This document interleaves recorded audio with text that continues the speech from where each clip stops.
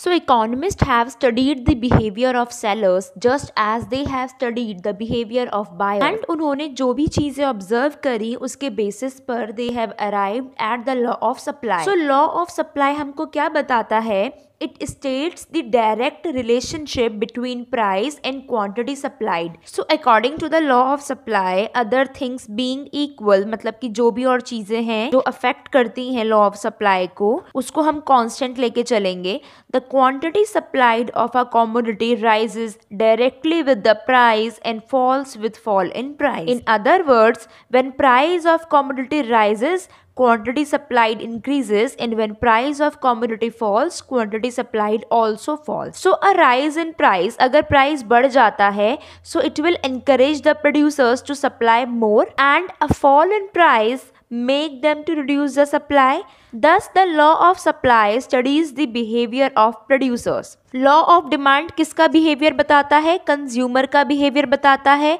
And law of supply किसका behaviour बताता है? प्रोड्यूसर का बिहेवियर बताता है. तो अब हम लॉ ऑफ सप्लाई के कुछ असम्पशंस देख लेते हैं. So while stating the law of supply, the phrase keeping other things constant, keeping other factors constant और ceteris paribus आर यूज्ड. इस फ्रेज का क्या मतलब है? So this phrase is used to cover the following assumptions on which the law is based. ठीक है.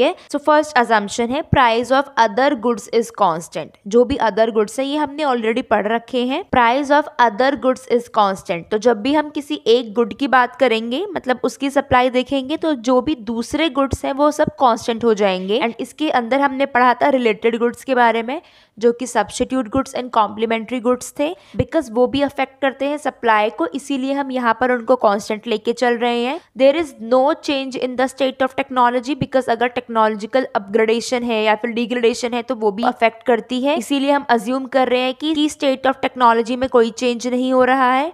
Then price of factors of production remain the same. जो भी फैक्टर्स ऑफ प्रोडक्शन है वो भी सेम है.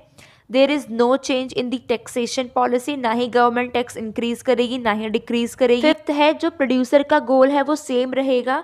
ऐसा नहीं है कभी प्रॉफिट मैक्सिमाइजेशन कभी सेल मैक्सिमाइजेशन. सिक्स्थ है there is no expectation of change in price in near future, कि ये भी सप्लाई को अफेक्ट करता है, इसीलिए हमने ये सारे फैक्टर्स को कांस्टेंट ले लिया है. सो यहाँ पर एक टेबल है और हमने यहाँ पे एक कर्व बनाया हुआ है which is of course supply curve. तो हमको क्या दिख रहा है कि ये जो सप्लाई कर्व है इसकी स्लोप अपवर्ड है. अपवर्ड स्लोपिंग का मतलब ही ये है कि वो पॉजिटिव रिलेशनशिप है. Now there are few important points. देखो, when price rises from ₹1 to ₹2, quantity supplied increases from 10 to 20 units. So law of supply states the positive relationship between price and quantity supplied, assuming no change in other factors. As you can see, supply curve slopes upward. Law of supply is a qualitative statement. अब इसको ध्यान से सुनना कि जो law of supply है ना, ये एक qualitative statement है, because ये indicate करता है the direction of change in the quantity supplied. तो ये हमको डायरेक्शन बताता है कि क्वांटिटी सप्लाइड में जो भी चेंज होगा उसका डायरेक्शन बताता है, but it doesn't indicate magnitude of change. लेकिन मैग्नीट्यूड नहीं बताता. मतलब लॉ ऑफ सप्लाई हमको बताता है कि अगर प्राइस बढ़ेगा तो सप्लाई भी बढ़ेगी, बट ये हमको स्पेसिफाई नहीं करता the amount by which quantity changes. अगर प्राइस 5 से 10 हो गया है तो वी नो कि प्रोड्यूसर इस प्राइस पर, जो 10 रुपीज प्राइस अब हो गया है, उस पर ज्यादा क्वांटिटी सप्लाई करेगा. लेकिन उसको कितनी, मतलब कि एग्जैक्ट कितने अमाउंट से करेगा हमको ये नहीं पता. तो हमारे पास डायरेक्शन है, हमको पता है बढ़ेगी, बट कितने से बढ़ेगी हमको ये नहीं पता, which means we don't know how much. The fourth thing is it doesn't establish any proportional relationship between change in price and resultant change in quantity supplied. Proportional relationship, अगर हम थोड़ा mathematical terms में जाएं, it is the relationship between the two variables where their ratio are equal. अगर price में 5% increase या फिर decrease हुआ है तो क्वांटिटी सप्लाइड में भी 5% इंक्रीज या डिक्रीज होगा.